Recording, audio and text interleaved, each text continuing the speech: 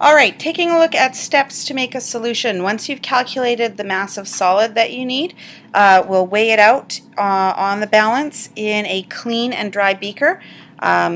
Big emphasis on both clean and dry. We don't want to add any water to the solid while we're taking the mass of it.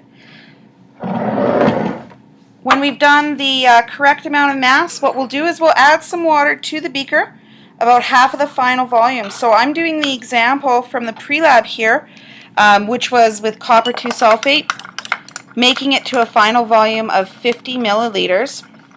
So I'll add about 25 milliliters to the beaker here.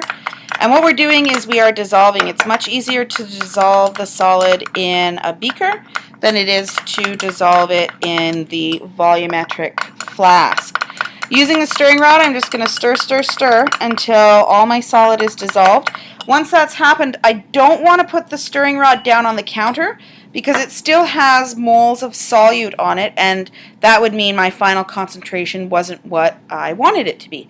So instead, I will put the stirring rod into the graduated cylinder, and I'll rinse it with a little bit of water there and let all the solution rinse off. Now that I've done that, I can put it down onto the counter.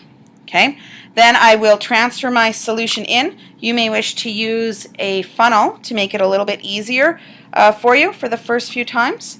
And once you've transferred it in, you want to give your beaker a nice quick rinse into the funnel, and then give the funnel one last rinse to make sure that all of the solution has been transferred.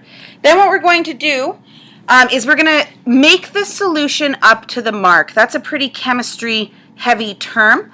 All volumetric flasks have one marking on them. So this is a 50 ml volumetric flask. It shows the 50 ml mark. That's the only marking on it.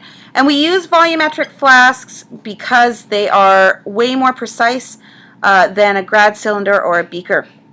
All I'm going to do is add some water until I get really, really close to the mark.